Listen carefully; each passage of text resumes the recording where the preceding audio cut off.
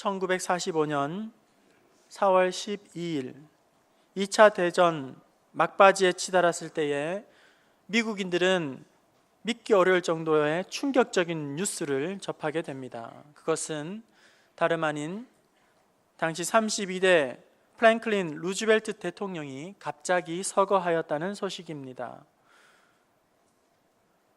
이런 가운데 누구보다도 충격을 받고 공포에 사로잡힌 사람이 있습니다. 다름 아닌 이제 루즈벨트의 뒤를 이어서 33대 대통령으로 취임해야 했던 부통령 트루먼이었습니다. 그는 하루아침에 거인, 거장 루즈벨트의 공백을 메워야 한다는 이 사실에 절망하고 부들부들 떨 수밖에 없었습니다. 전임자 루즈벨트는 거의 신화와 같은 존재입니다.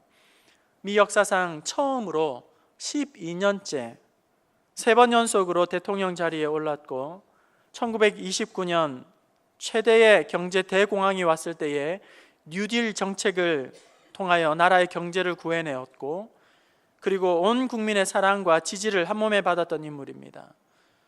현재는 독일과 일본과의 2차 세계대전을 감행하던 탁월한 지도자입니다. 미국인들에게 다른 사람이 백악관에 앉는다는 사실은 상상하기도 싫을 정도로 루즈벨트는 참으로 사랑받고 존경받는 지도자였습니다. 그런 루즈벨트의 뒤를 이어서 아직도 채 끝내지 못한 2차 세계대전을 한가운데에서 이제 거대한 미국을 이끌어가야 하는 후계자 해리 트루먼의 부담감이 얼마나 심각했을까요? 컸을까요? 트루먼은 당시에 기자들 앞에서 이렇게 외쳤습니다. 하늘의 달과 별들과 모든 행성들이 나에게 떨어지는 것 같습니다. 여러분, 만약 일생에 단 한 번이라도 기도하신다면 지금 나를 위해 기도해 주십시오. 절망적인 상황 가운데에서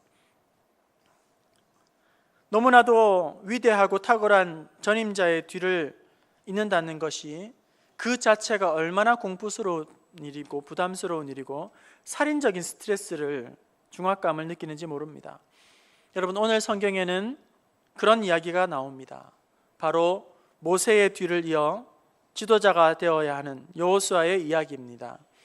1절에는 여호와의 종 모세가 죽은 후에, 그리고 2절에는 내 종 모세가 죽었으니 이렇게 기록하고 있습니다. 하나님은 너무나도 모세가 죽었다는 사실을 간단 명료하게 담담하게 그렇게 말씀해 주십니다. 우리도 생각할 때에 이제 모세가 죽었으니 자연적으로 그 다음에 후계자인 여호수아가 바톤을 이어받아서 민족을 이끌어가면 될 거다라는 그런 생각으로 여호수아를 재빠르게 그냥 1장, 2장으로 쭉 넘어가게 되겠지만 당사자인 여호수아의 입장을 생각해 본다면, 그리고 이스라엘 민족 백성들의 입장을 생각해 본다면 모세의 죽음이란 하늘이 무너지는 것과 같은 청천벽력이고 절망적이고 너무나도 심각한 그런 문제가 아닐 수 없다는 거예요. 여러분, 모세가 누구입니까? 어떤 지도자입니까?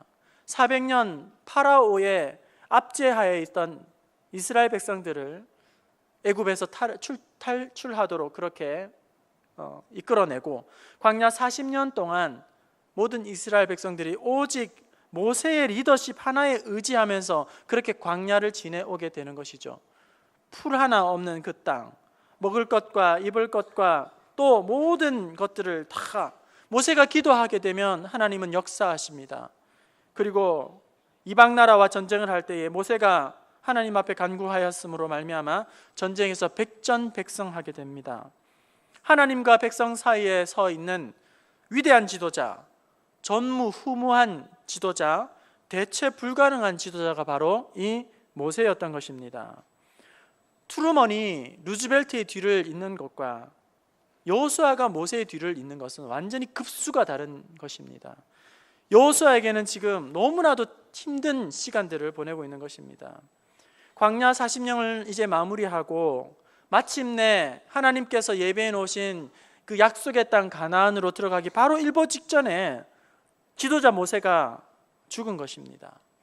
그런 모세의 죽음은 여호수아 개인뿐만 아니라 모든 이스라엘 민족에게 엄청난 충격과 공포와 절망을 몰아넣었던 사건입니다.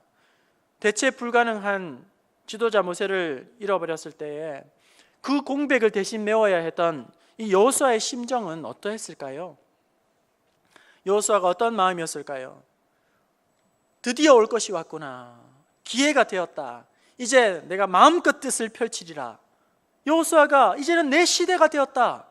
이렇게 호언장담하고 패기 있게 나가 싸운 것이 아니라 모세가 한 날 죽었다는 이 사실은 여호수아에게는 너무나도 끔찍한 현실입니다.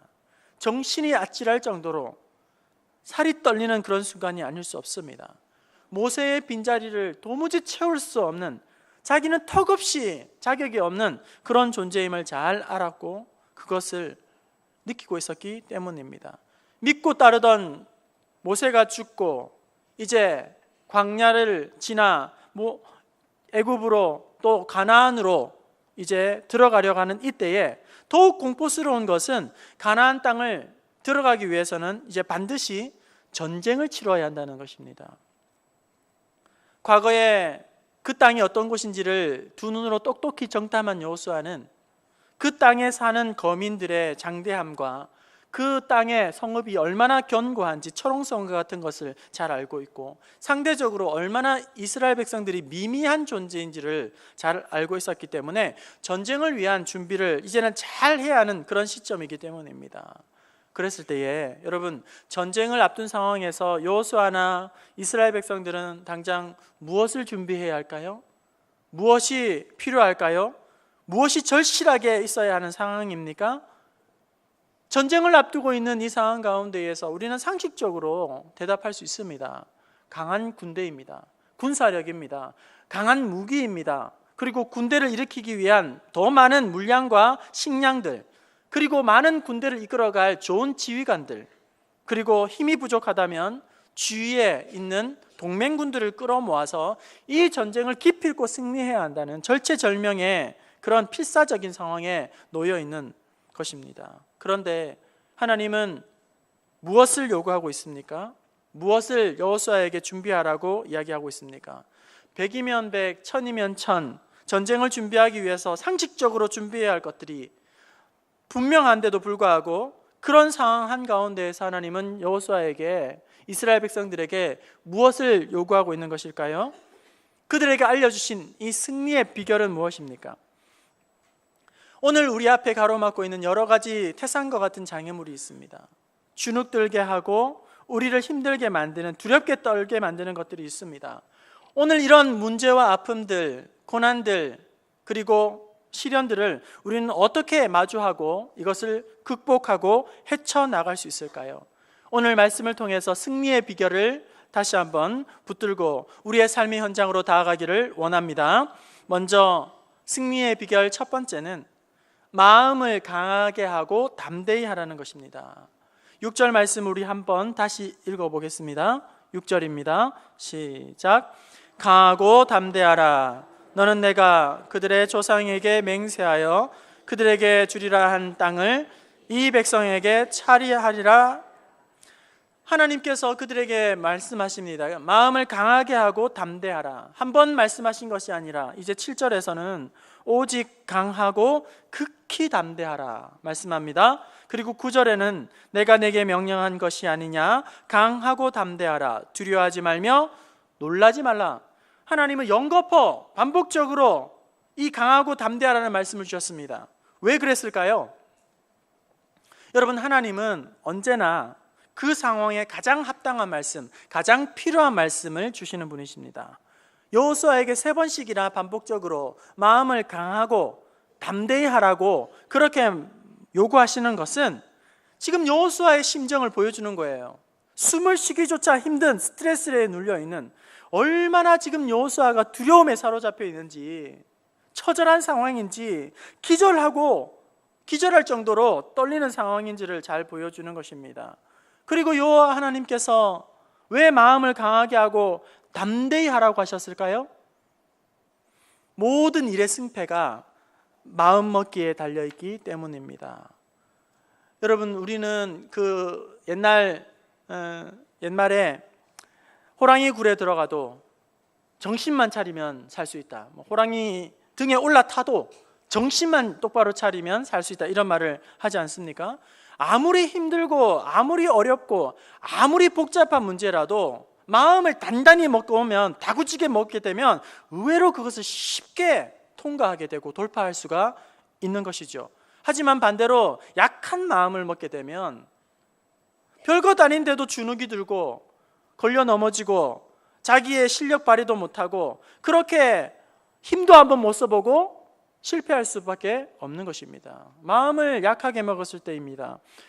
최근에 베트남에서 국민 영웅으로 이렇게 칭송을 받는 한 분이 있죠. 박항서 감독. 아이돌, 유명한 아이들보다 훨씬 더 인기가 많다고 합니다. 약체인 베트남 축구를 단기간에 아주 놀랍도록 좋은 성과를 내게 만드는 박항서 감독인데요, 여러분, 이런 단기간 동안 박항서 감독이 어떻게 이런 좋은 성과를 낼 수 있었을까요? 그들의 어떤 기본기를 탄탄하게 만든 것입니까? 실력을 향상시킨 것일까요? 그들이 뭔가 이렇게 축구를 할 수 있도록 그런 체질을 바꾼 것입니까? 프로페셔널하게 그들을 단련시킨 것입니까? 그게 아니죠. 이 짧은 기간 동안 결코 기본기를 닦는다거나 기술을 늘린다거나 뭔가 바꿀 수 있는 것이 제한적일 수밖에 없어요. 이렇게 새로운 팀으로 만들어냈던 결정적인 이유는 그들의 마음가짐을 완전히 뒤집어 엎어놓은 것입니다. 원래 가지고 있는 것들을 이제 그동안은 해도 안 된다. 우리는 축구의 변방이다. 우리는 축구의 삼류다. 저 팀과 100전 100패다. 그런 실패감에 늘 사로잡혀서 힘도 쓰지 못했던 그 베트남 국가대표를 자신감을 심어준 것이죠. 할 수 있다. 강한 팀도 우리는 승리할 수 있다.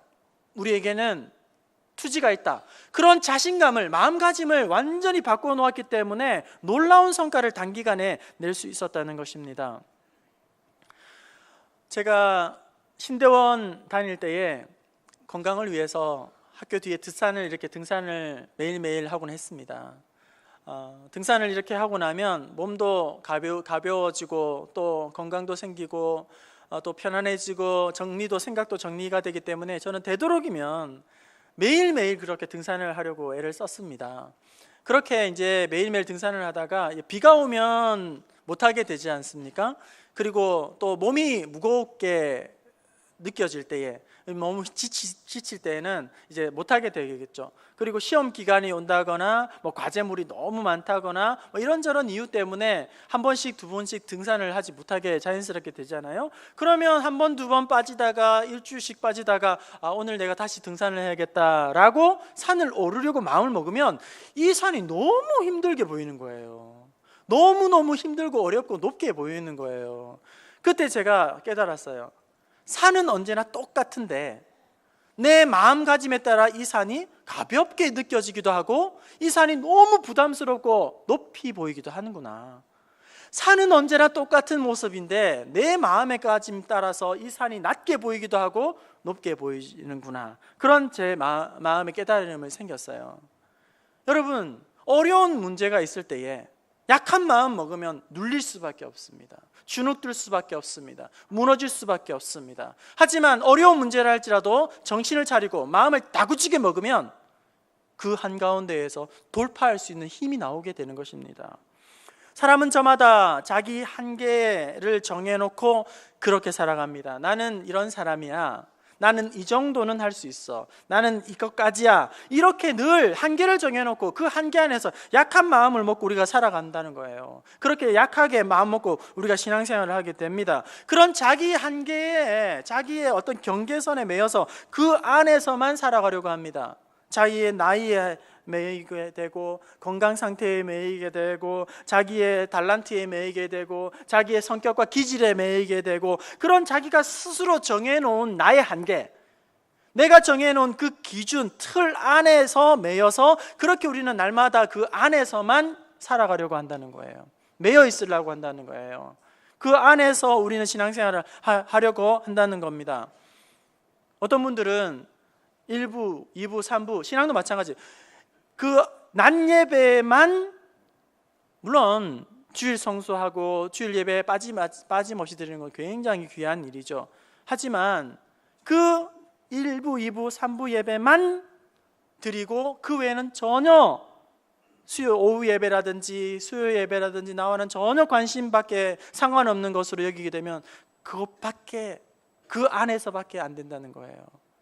성도의 교제도 나눠야지 되는데, 남녀 전도회라든지 소그룹 모임에도 함께 동참해서 그 안에서 아름다운 연합을 이루어야 되는데, 이렇게 함께 모이는 예배뿐만 아니라 소그룹, 작은 그룹에서도 아름다운 신앙의 교제가 하모니가 이루어져야 하는데, 그건 전혀 상관없이 예배만 드리고 식사도 같이 교제하지 아니하고, 찬양을 드리는 것도 찬양은 이렇게 해야 해, 기도는 이렇게 해야 돼, 신앙은 이렇게 해야 돼, 자기가 정해놓은 그 한계와 기준에 따라서 조금도 벗어나지 않으려고 하고, 다른 기준을 제시하면 그것을 대단히 못마땅하게 생각하고 불편하게 생각하고 건드리지 말라고, 그렇게 이야기를 한다는 거예요. 못마땅하게 생각한다는 것입니다. 그런데 하나님은 여러분 언제 은혜 주시죠? 하나님 이건 안 됩니다. 내가 움켜잡고 있는 그거 하나님 앞에 내어드리면 하나님이 역사하신다는 거예요. 하나님 이것만큼은 안 됩니다. 내가 놓지 못하는 것, 내가 포기하지 못했던 것, 내가 내려놓지 못했던 것, 그것, 내가 할 수 없는 그것 하면 하나님께서는 비로소 은혜 주시고 우리 가운데 놀라운 일을 행하실 줄로 믿습니다. 우리의 상황이, 환경이 우리를 물론 짓누르고 있지만 우리가 어떤 마음을 가지고 있느냐, 마음먹기에 따라서 우리의 삶의 지경은 얼마든지 넓어지게 되고 우리의 영적인 지경도 얼마든지 넓어지게 되는 거예요. 마음에 안 된다고 생각하니까 안 되는 거예요. 마음에 못한다고 생각하니까 못하는 거예요. 그것으로 그냥 끝나고 마는 겁니다. 하지만 내가 할 수 없는 그것 하나님 앞에 온전히 내어 맡기면 하나님 거기에서 놀라운 은혜를 베풀어 주신 줄로 믿습니다. 승리의 비결 첫 번째는 마음을 약하게 먹지 말라. 강하고 담대하게 먹고 내가 생각해 놓은 쳐놓은 울타리를 과감하게 돌파해서 뛰어넘어라 하는 것입니다. 두 번째 비결은 무엇일까요? 마음을 강하고 담대히 하라. 그 다음에 하나님이 나와 함께 해주셔야 한다는 것입니다. 우리 5절 말씀과 9절 말씀을 함께 읽어보겠습니다. 5절과 9절입니다. 시작. 내 평생에 너를 능히 대적할 자가 없으리니 함께 있을 것임이니라. 내가 너를 떠나지 아니하며 버리지 아니하리니. 9절. 내가 내게 명령한 것이 아니냐. 강하고 담대하라. 두려워하지 말며 놀라지 말라. 내가 어디로 가든지 내 하나님 여호와가 너와 함께 하느니라 하시니라. 마음을 강하고 담대하게 할 뿐만 아니라 우리가 잊지 말아야 할 것이 있다는 거예요. 마음을 강하게 하고 담대하는 것도 중요하지만 그보다 더 중요한 것은, 반드시 기억할 것은, 모든 일을 하면서 하나님이 그 일을 나와 함께 하셔야 한다는 것입니다. 하나님과 함께 해야 한다는 거예요. 마음을 강하게 담대히 하자. 자기 암시, 나 할 수 있다 하면 된다, 남들도 다 하고 있잖아. 자기 암시하고 자기 체면하고 또 마인드 컨트롤 하면서 이것이 이루어지는 것이 아니라 강하고 담대한 마음과 함께 반드시 하나님께서 함께 해주셔야 한다는 거예요. 하나님께서 여호수아에게 요구하십니다. 할 수 있다, 너는 힘내라, 격려하고 화이팅, 이렇게 해서 전쟁터로 여호수아를 내몬 것이 아니라, 이스라엘을 내몬 것이 아니라 확실한 약속을 주시면서 가라고 하시는 것이죠.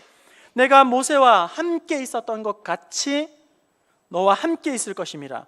내가 너를 떠나지 아니하리라, 버리지 아니하리라. 여러분, 모세와 함께 하셨던 하나님이 여호수아와 함께 하신다는 거예요.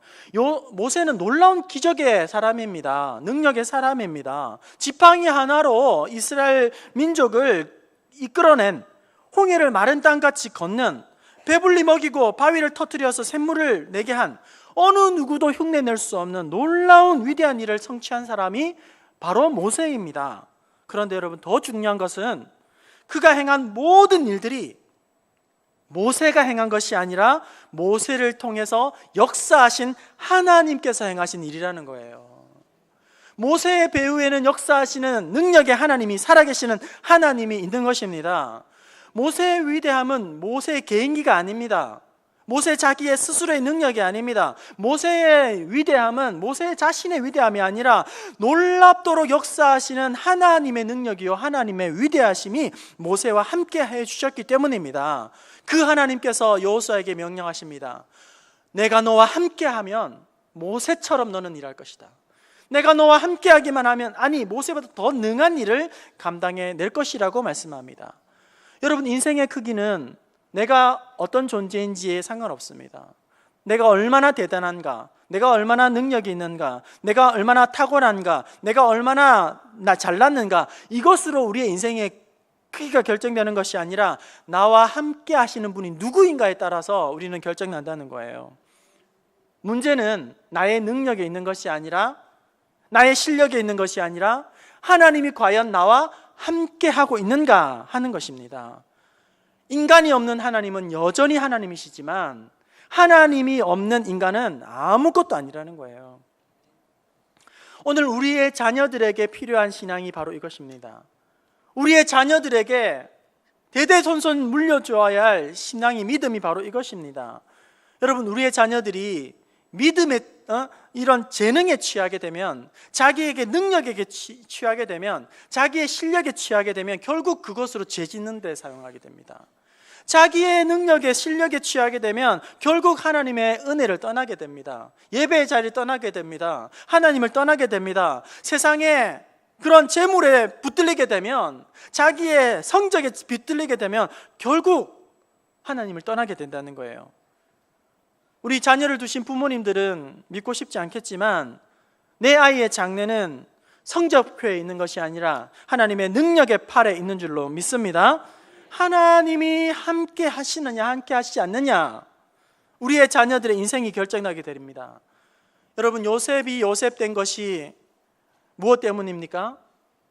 요셉이 어렸을 때 꾼 아주 좋은 길몽, 하늘에 해와 달과 별이 절하는 거, 곡식단이 절하는 거, 이런 대단한 꿈이 결국 요셉을 요셉되게 만들었을까요? 요셉이 타고난 어떤 유전적인 우월감 때문에 결국 모든 어려움들을 이겨내고 시련들을 극복하고 나중에 장차 바로 왕의 2인자, 애굽의 2인자가 되는 그런 꿈을 성취했을까요? 그것이 아닙니다. 요셉이 요셉되게 한 것은 타고난 능력이나 실력에 의한 것이 아니라, 부모에게 물려받은 좋은 유전자 때문이 아니라, 금수저로 태어나서가 아니라, 요셉의 형통함에 대해서는 창세기 39장 2절에 여호와께서 모세와 함께 하심으로 그가 형통한 자가 되어, 그의 주인이 여호와께서 그와 함께 하심을 보며 그 여호와께서 그의 범사에 형통케 하셨더라. 23절, 이는 여호와께서 요셉과 함께 하심이라 여호와께서 그를 범사에 형통하게 하셨더라. 우리 부모님들 곧잘 입버릇처럼 이렇게 기도하죠. 하나님, 우리의 자녀가 어디를 가든지 다른 남들의 머리가 될지언정 꼬리가 되지 않게 하옵소서. 그런 기도를 하시잖아요. 그죠? 하지만 여러분, 이 기도에 하나만 더 덧붙였으면 좋겠어요. 하나님 아버지, 내 자녀가 어디를 가든지 머리가 될지언정 꼬리가 되지 않게 하여 주옵소서. 아멘. 그러나 그리 아니하실지라도 요셉처럼 늘 하나님과 동행하는 하나님의 아들, 하나님의 딸, 하나님과 함께 모든 일을 감당하는 형통한 사람이 되게 하여 주옵소서. 잘 되는 것만 바라는 것이 아니라 연약함 중에 있다 할지라도, 그리 아니하실지라도 어디 있든지 하나님과 동행하는 그런 하나님의 자녀, 하나님의 백성이 되게 하옵소서. 여러분, 우리가 아무리 힘들어도 두려워하지 않을 것은 하나님께서 우리와 함께 하시기 때문입니다. 여러분, 자동차는 엔진만, 다른 것은 다 고장이 나도 엔진만 살아있으면 고쳐 쓸 수 있는 거예요. 여러분, 하나님은 우리에게 꺼지지 않는 엔진입니다. 모든 것이 다 망가져도 하나님의 은혜가 우리 가운데 임하시면 모든 것이 제자리를 잡고 방탕한 것들이 끝이 나고 이제는 온전하게 하나님께서 회복하여 주실 줄로 믿습니다. 세상의 모든 것을 다 가지고 하나님을 잃어버리는 어리석은 자가 아니라 다른 것은 다 잃어버려도 결코 하나님만은 잃지 않는, 하나님만은 놓지 않는 하나님의 사람 될 수 있기를 축원합니다. 마지막으로 승리의 비결 세 번째는 무엇일까요? 하나님의 약속의 말씀을 붙들고 살아가라는 것입니다. 우리 7절과 8절을 읽습니다. 7절과 8절입니다. 시작. 오직 강하고 급히 담대하여 나의 종 모세가 내게 명령한 그 율법을 다 지켜 행하고 우로나 좌로나 치우치지 말라. 그리하면 어디로 가든지 형통하리니 이 율법책을 내 입에서 떠나지 말게 하며 주야로 그것을 묵상하여 그 안에 기록된 대로 다 지켜 행하라. 그리하면 하게 될 것이며 내 형통하리라. 이제 전쟁을 해야 하는 그 상황에서 하나님은 무엇을 요구하고 있습니까? 하나님께서 주신 율법의 말씀, 진리의 말씀, 하나님께서 주신 그 계명을 묵상하고 읽고 지켜 행하면서 우로나 좌로나 치우치지 말라고 말씀합니다. 그러니까 전쟁을 이제 앞둔 이스라엘 민족에게 요구하는 것은 적들을 무찔러서 군대를 일으켜서 무기를 준비해서 그렇게 정복하라는 것이 아니라 주신 약속의 하나님의 말씀을 붙드는 말씀의 사람이 되라는 거예요. 말씀을 놓치지 말라는 겁니다. 말씀을 사수해야 하라는 것입니다. 여러분, 말씀을 붙들라고 하는 이것은 말씀만이 삶의 절대적인 가치 기준이 되고 판단 기준이 되게 하라, 그렇게 하는 것입니다. 여러분, 우리의 생각은, 우리의 계획은 얼마나 보잘것없는지 몰라요. 저는 확신 있게 뭔가를 자꾸 이야기를 하고 이렇게 이야기하지만, 저는 가급적이면 대화를 하면서 절대로 혹은 반드시 이런 단어를 가급적이면 사용하지 않으려고 합니다. 왜냐하면 아무리 제가 분명하고 확신이 있어도 그것이 온전한 것이 아니기 때문에 절대적이고 반드시 이런 건 하나님의 말씀에만 사용해야 한다, 그렇게 생각하고, 우리는 금방 말하고도 행동하고도 뒤돌아서서 어이구 이 바보야, 등신아, 왜 그런 말을 해가지고 후회하고 그렇게 하지 않습니까? 그리고 여러분, 10m라는 이 거리가 있다고 생각해 보세요. 우리의 기준이 얼마나 엉터리 같은지, 우리의 생각이 얼마나 엉터리 같은지 10m가 있다고 생각해 보세요. 10m가 여러분 긴 거리입니까? 짧은 거리입니까? 어떤 생각하세요? 10m 짧아요? 길어요? 여러분, 10m는 걸어가고 달려가면 금방 갈 수 있는 짧은 거리예요. 그런데 이 10m를 기어가면 굉장히 먼 거리입니다. 그렇죠? 이 10m는 길이로 치면 그다지 길지 않아요. 하지만 높이로 치면 아찔한 높이입니다. 똑같은 10m인데 상황에 따라, 환경에 따라 얼마든지 우리가 판단이 달라질 수가 있다는 거예요. 여러분, 우리가 얼마나 자기의 기준에 매여서, 자기의 신념에 매여서, 자기의 철학에 가두어져서 자기의 경험에 앞세우면서 하나님 말씀보다 자기의 생각, 자기의 계획, 자기의 신념을 더 많이 앞세우면서 하나님을 제한하고 은혜의 자리를 놓쳐버리는 경우가 얼마나 많은지 몰라요. 지나치게 자기의 주장을 강조하다 보면 그것이 독이 됩니다. 그것이 올무가 됩니다. 자기의 생각, 자기의 철학을 지나치게 강조하자면 그게 함정이 되고 교회 공동체를 힘들게 만든다는 거예요. 제가 처음 사역을 했을 때의 일입니다. 교육전도사로 중등부를 맡고 있었을 때입니다. 처음에 만났던 부장 집사님은 어떤 분이셨냐면, 제가 뭔가를 하려고 하면 다 해봤다는 거예요. 해도 소용이 없다는 거예요. 이미 부장 오래 했고 이 주일학교 현장에서 잔뼈가 굵었기 때문에 이거 해도 소용없다는 거, 하지 말라는 거예요. 부질없다는 거예요. 제가 가진 게 100개라면 반의 반도 못 꺼내놓았습니다. 뭐 하지 말라는 하는데 억지로 할 수 없잖아요. 그죠? 그런데 그 다음에 하나님께서 또 뭐 다행인지 불행인지 바꿔주셨어요. 부장을 바꿔주셨어요. 근데 이 부장은 어떤 부장이냐면, 전사님 마음껏 하세요. 제가 뒷바라지 합니다. 제가 가르치고 이런 거 잘 못하지만 마음껏 역량을 펼치세요. 제가 다 서포트 하겠습니다. 이런 부장님이었어요. 여러분, 제가 200%, 300% 꺼냈습니다. 중등부 아이들 데리고 지하철 조별로 나눠서 태워가지고 어디 가서 뭐하고 해서 어느 대학교, 연세대학교, 이화대학교 가자. 거기서 어디에서 만나자. 그리고 만나가지고는 학교 식사, 대학 구내 식당에서 밥 먹이고, 그리고 CCC 간사님 통해서 말씀 듣게 하고, 어떻게든지 이 아이들에게 영적인 자극과 삶의 지경을 넓히기 위해서, 우물한 개구리가 되지 않기 위해서 이 아이들을 어떻게 하면 하나님 앞에서 더 훈련된 사람으로 세울까? 아이들 얼마나 이렇게 그 한 해 전만 해도 꿈꿀 수 없는, 해서는 안 될 짓을 그 다음에 왕창 쏟아서 제가 했죠. 경험과 가치 굉장히 귀한 것입니다. 하지만 그 경험과 가치에 매여 있으면 안 되는 것이 아니라, 우리의 유일한 가치 기준은 하나님의 말씀이 되어야 되고, 그 말씀 앞에서 우리는 날마다 새롭게 변화되어지고, 날마다 말씀을 붙잡고 말씀 안에서 우리는 더욱더 믿음으로 전진해 나가야 하는 것입니다. 또한 이 말씀을 붙들려고 하는 것은 이제 이스라엘 민족들이 맞닥뜨리게 될 최고의 적이 누구인지를 우리에게 알려주는 것이죠.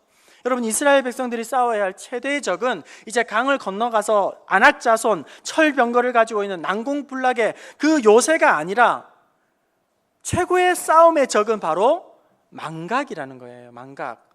왜 하나님께서 애굽에서 우리를 불러내셨는가? 왜 하나님께서 광야 가운데에서 놀랍도록 역사하셨는가? 오늘 우리는 하나님의 자녀로서 무엇을 하며 살아가야 하는가? 하나님은 어떤 존재인가? 왜 우리를 이 땅 가운데 불러내셨을까? 이런 하나님의 부르심에 대한 망각, 기억 상실증이 바로 가장 무서운 적이라는 거예요. 여러분, 최대의 적은 무엇입니까? 환경이 아니에요. 저기 바깥에 있는 것이 아닙니다. 내 안에 있는 것이 가장 큰 무서운 적이에요. 내 안에 있는 나태함과 안일함과 죄성이 하나님의 은혜를 가로막고 믿음으로 나아가지 못하게 하고 순종으로 나아가지 못하게 하는 가장 무서운 적은 바로 내 안에 있다는 거예요. 여러분, 말씀을 통해서 우리는 날마다 새로워집니다. 말씀을 통해서 새 힘을 얻습니다. 말씀 가운데 위로를 얻습니다. 말씀 가운데 새로운 지혜의 샘을 얻게 됩니다. 말씀 가운데에서 문제를 해결할 수 있는 돌파구가 열리게 되는 것입니다. 말씀을 통해서 우리는 날마다 우리의 존재 이유와 삶의 방향이 새롭게 정해지게 되고, 말씀을 붙들는 사람들은 우로나 좌우로나 치우치지 아니하고 하나님의 은혜 가운데에서 날마다 믿음으로 성장하게 되는 것입니다. 오늘 여러분, 우리는 예수 잘 믿도록 그저 내버려 두지 않는 세상입니다. 어떻게든지 우리의 마음을 흔들어 놓으려고 하고 믿음에서 떠나게 하려고 하는 시대입니다. 그때에 우리가 어떻게 하면 이런 시대 상황을 극복할 수 있을까요? 이를 악문다고 되는 것이 아니라, 말씀을 붙들면, 말씀의 반석 위에 기초를 박으면, 말씀의 사람이 되면 좌로나 우로나 흔들리지 아니하고 하나님 앞에서 아름답게 귀하게 쓰임받게 하실 줄로 믿습니다. 이제 말씀을 마치려고 합니다. 오늘 본 말씀 2절 3절에 보시면, 2절, 내 종 모세가 죽었으니 이제 너는 이 모든 백성과 더불어 일어나 이 요단을 건너 내가 그들 곧 이스라엘 자손에게 주는 그 땅으로 가라. 우리 3절을 같이 볼까요? 시작.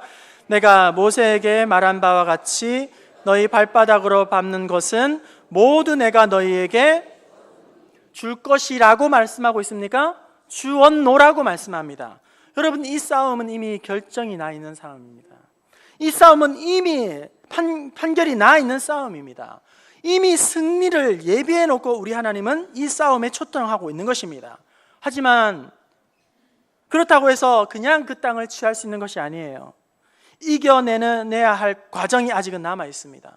아무리 공짜 선물을 부어준다 해도 그 선물을 담을 수 있는 그릇은 우리가 각자가 준비해야 하는 것처럼, 하나님께서 우리에게 이미 가장 좋은 것을 예비해 놓고, 승리를 예비해 놓고 하나님은 이제 기다리고 계십니다.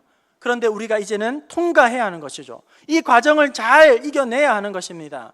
오늘 우리를 둘러싸고 있는 이 환경들, 여전히 언제나 복잡하기만 하고 힘들게만 하고 있는 이 상황들, 이 상황 한가운데에서 이 모든 것들을 이겨내고 어떻게 하면 예비해 놓으신 하나님의 은혜에 참여할 수 있을까요? 마음을 강하고 담대하게 해야 하는 것입니다.